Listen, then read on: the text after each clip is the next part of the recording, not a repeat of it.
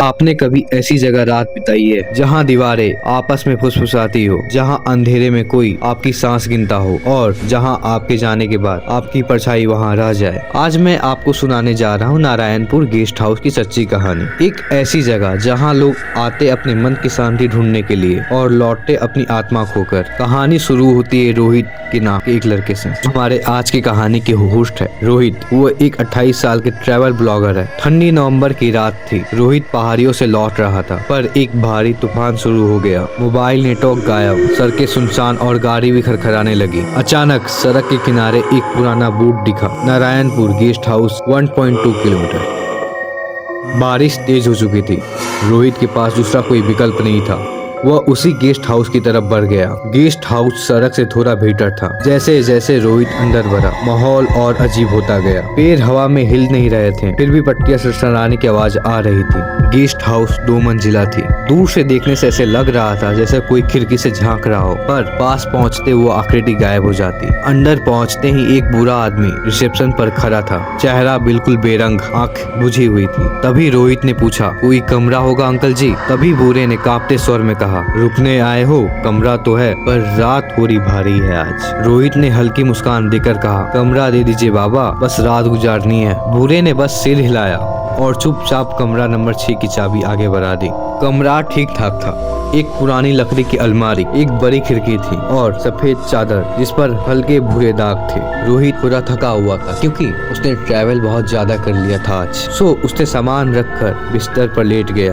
तब लाइट बंद की और आंखें बंद की। फिर तभी टिक टिक टिक टिक घड़ी की आवाज कमरे में गूंजने लगी, लेकिन कमरे में कोई घड़ी था ही नहीं। आंखें खुली, आवाज अब अलमारी के अंदर से आ रही थी। धीरे धीरे रोहित उठा, पसीना उसके माथे से टपक रहा था। तभी रोहित ने वो अलमारी खोला। अंदर एक टूटी हुई दीवार थी और उस दीवार पर उंगलियों के निशान थे, जैसे किसी ने अंदर से खींचा हो। रोहित घबरा गया और डर के मारे कांपने लगा, लेकिन खुद को समझाते हुए बोला, शायद चूहे ने किए होंगे। उसने अलमारी बंद की, फिर सोने की कोशिश करने लगा, लेकिन इस बार रोहित किसी ने उसका नाम फुसफुसाया। उसने चारों तरफ देखा, कोई नहीं था, लेकिन वो इस बातें को नजरअंदाज करके सोने का फैसला किया, क्योंकि उसने आज ट्रैवल बहुत ज्यादा कर लिया था। अगले दिन बारिश रुक चुकी थी। वहाँ का नजारा देखने में बहुत अच्छा लग रहा था रोहित को। तो रोहित ने वीडियो शूट करने के लिए एक रात और रुकने का फैसला किया। वो उठकर नहा धोकर बाहर टहलने के लिए निकल चुका था और उसे भूख भी लगी थी जोरों की। तब रोहित दोपहर को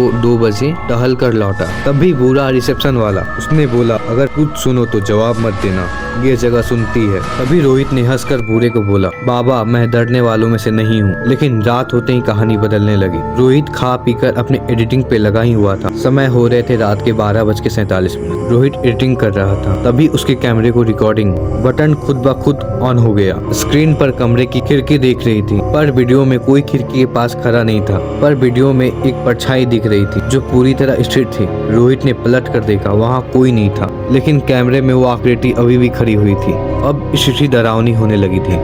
रोहित ने कैमरा उठाया और आकृति की तरफ जूम किया। जितना जूम बढ़ता गया उतनी ही साफ दिखने लगा। उसकी आंखें पूरी सफेद और बिना पुतली किए। अचानक स्क्रीन काली हो गई, पूरी चीज ब्लैक। फिर रोहित के उस काली स्क्रीन पे एक वाक्य लिखा उभरने लगा, कमरा नंबर 6 सिर्फ मेहमानों का नहीं, हमारा भी है। रोहित ने कैमरा जमीन पर गिरा दिया और दरवाजे की तरफ भागा, लेकिन दरवाजा अंदर से लॉक था, जैसे किसी ने बाहर से बंद कर दिया हो। रोहित चिल्लाने लगा, दरवाजा खोलो, दरवाजा खोलो, मगर कोई दरवाजा नहीं खोला। कमरा अंधेरा था, सिर्फ बाहर से थोड़ा चांद का उजाला अंदर आ रहा था। रोहित ने अपना फोन निकाला और फ्लैश लाइट ऑन की। जैसे ही लाइट चारों तरफ घूमी, दीवार पर कुछ दिख रहा था, हम तुम्हें देख रहे हैं, मत जाओ, यह कमरा तुम्हें नहीं छोड़ेगा। लिखावट ताजी थी और नीचे गीला लालपन, जैसे किसी ने अभी अभी लिखा हो। रोहित कांपने लगा। फिर तभी धीमी कदमों की आवाज, कोई बिस्तर के नीचे से बाहर आता हुआ। उसकी उंगलियां मुड़ी हुई थी, चारों तरफ से बाल उसके लटक रहे थे और उसका चेहरा आधा टूटा हुआ था। एक औरत की वो दूषित परछाई थी। रोहित किसी भी तरह खिड़की फांद कर बाहर कूदा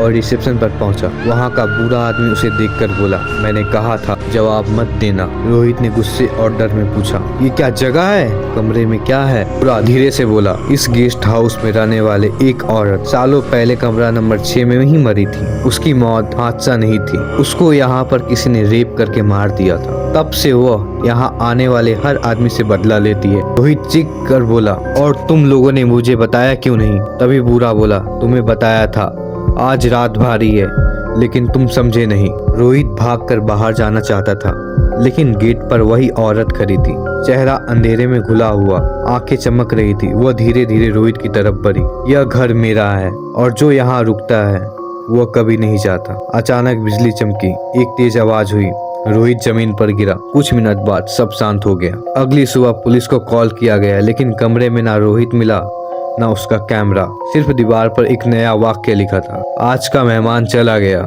कल वाला किस्मत ला रहा है। और तभी रिसेप्शन पर बैठे बूढ़े ने कमरा नंबर 6 की चाबी फिर से मेज पर रख दी। तो दोस्तों, कैसी लगी आपको ये वीडियो? आपको अगर वीडियो अच्छी लगी होगी तो प्लीज एक लाइक और सब्सक्राइब कीजिएगा, और मिलते हैं आपसे नेक्स्ट वीडियो में। जय हिंद, जय भारत।